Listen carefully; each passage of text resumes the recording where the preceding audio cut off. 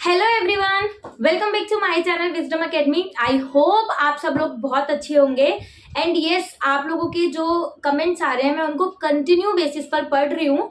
जैसे कि TGT SST से रिलेटेड बुक का रिव्यू कर दो, ये बुक कैसी है, क्या मैं रोहित सर की वाली बुक खरीदनी चाहिए या ये वाली बुक कैसी है। आपके लगातार कमेंट आ रहे हैं, मैं उनको पढ़ भी रही हूँ बट एक्चुअली मैं रिप्लाई नहीं कर पा रही थी या वीडियो बनाने का टाइम नहीं था क्योंकि मेरे बीएड के एग्जाम चल रहे थे। ठीक है, कल भी एग्जाम है बट जो लास्ट अभी एग्जाम थे ना, लगातार 6 दिन 6 एग्जाम थे, तो इस वजह से बिल्कुल भी वीडियो बनाने का या फिर रिप्लाई करने का टाइम नहीं मिल पा रहा था। और आपको पता है जो ओपन से कोर्स करते हैं हम उनको 2 घंटे पहले या 3 घंटे पहले बैठ के पढ़ते हैं, तो वैसे ही हाल था मेरा भी, तो इस वजह से मैं नहीं रिप्लाई कर पा रही थी।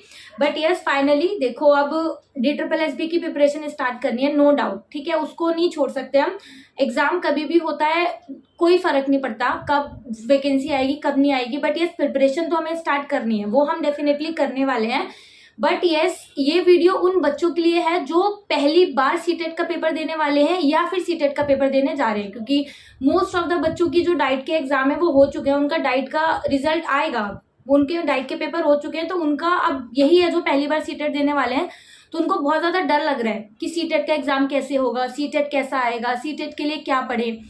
तो देखो, तो ये वीडियो में मैं इसमें बेसिकली सीटेट से रिलेटेड ही बात करने वाली हूँ, क्योंकि देखो जब मैंने CTET, STET, UP TET, REET चारों ही एग्जाम मेरे क्लियर है, तो उसमें भी ना मैंने ये नहीं करा था कि सबके लिए कोई स्पेसिफिक बुक ली थी, सीटेट के लिए अलग, रीट के लिए अलग, यूपी टेट के लिए अलग, नहीं ऐसा कुछ नहीं है। एक जनरल बुक थी मेरे पास, मैंने उसी के लिए प्रिपरेशन करी थी। ठीक है, तो आज भी मैं यहाँ पर ऐसी ही बुक के बारे में बात करने वाली हूँ जिसको आप सीटेट के लिए तो यूज कर ही सकते हो। सीटेट के अलावा कोई भी टीचिंग एग्जाम हो ना, आप इस बुक को पढ़ो, और इसके अलावा आप इस बुक को ना DSSB के लिए भी यूज कर सकते हो। DSSB के लिए की पढ़ाई भी आप इसमें से कर सकते हो, क्योंकि देखो मान लो मेरा सीटेट क्लियर हो गया, और सीटेट एक बार नहीं, मैंने 3 से 4 बार सीटेट दिया हुआ है, और चारों ही सीटेट में मेरे 110 प्लस है। मतलब पहले सीटेट में 110 थे, उसके बाद हर सीटेट में 110 से ज्यादा ही नंबर आए हैं।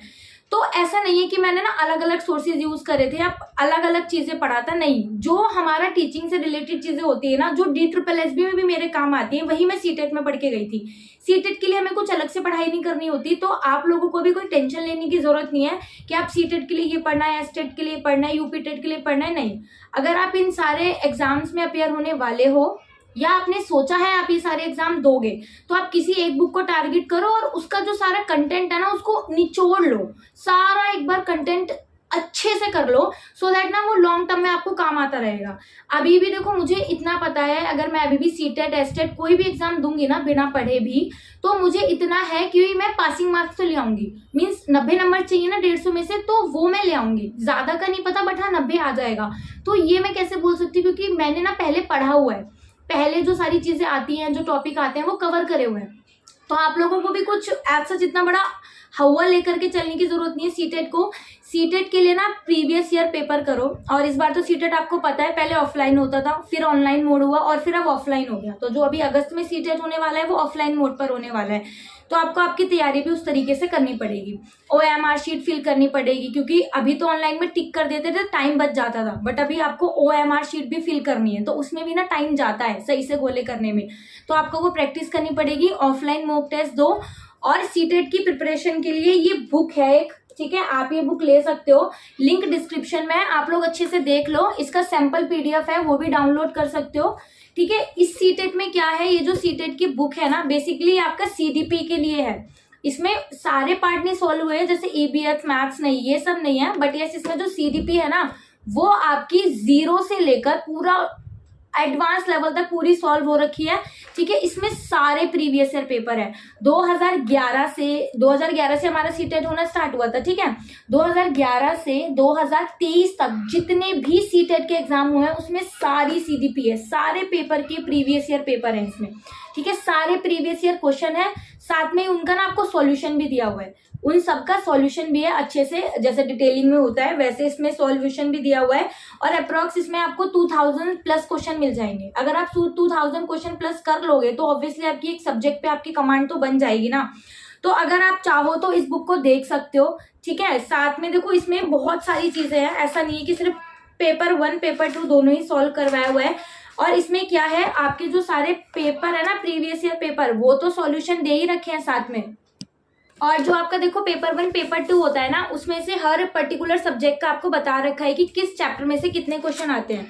जैसे कि आपका फर्स्ट चैप्टर है विकास की अवधारणा, जो हमारा डेवलपमेंट होता है, डेवलपमेंट जिसमें वृद्धि ग्रोथ वगैरह होता है। तो उसमें देखो आपको ना हर शिफ्ट का अलग अलग बता रखा है। जैसे 28 जुलाई 2013 को एक क्वेश्चन आया था, नेक्स्ट 2014 में इसमें 3 क्वेश्चन आए थे, नेक्स्ट 2015 में इसमें 4 क्वेश्चन आए थे, 2016 में इसमें 2 क्वेश्चन आए थे। मीन्स इस तरीके से आप देख सकते हो, सो दैट आपको ना एक आइडिया हो जाएगा कि कौन सा चैप्टर कितना इंपॉर्टेंट है। अब जैसे कि मान लो जिस चैप्टर में से 1 नंबर का क्वेश्चन आ रहा है, तो उस चैप्टर को आप इतनी ज्यादा टाइम नहीं दोगे ना, जितना कि आप जो 6 नंबर का चैप्टर आ रहा है, 7 नंबर का चैप्टर आ रहा है, आप उसको ज्यादा वैल्यू दोगे। जैसे पियाजे, कोलबर्ग और वाइगोत्स्की की थ्योरी है, देखो इसमें 6 क्वेश्चन आए हुए हैं, 5 क्वेश्चन आए हुए हैं, फिर 3 क्वेश्चन है, फिर 5 क्वेश्चन है। इट मीन्स कि ये जो चैप्टर है अपने आप में बहुत ज्यादा इंपॉर्टेंस रखता है, इसकी बहुत ज्यादा वैल्यू है, क्योंकि इसमें बार बार क्वेश्चन आ रहे हैं। और देखो जब हमारा पेपर ऑफलाइन मोड पर होता है और अलग अलग शिफ्ट्स में होता है या ऑनलाइन भी होता है, तो इसमें ना चांसेस बहुत ज्यादा बढ़ जाते हैं कि जो क्वेश्चन है ना वो रिपीट होंगे। तो प्रीवियस ईयर पेपर जो क्वेश्चंस हैं, हो सकता है कि वो आपके पेपर में आ जाएं। तो प्रीवियस ईयर क्वेश्चन तो ऐसे हैं कि आप किसी भी पेपर की तैयारी करो, चाहे वो एसटेट हो, सीटेट हो, रीट हो, DSSB हो, KVS हो, प्रीवियस ईयर क्वेश्चन तो आपको करके ही जाने चाहिए। तो इसमें ये जो बुक है वो सारा आपका प्रीवियस ईयर क्वेश्चन ही है इसमें।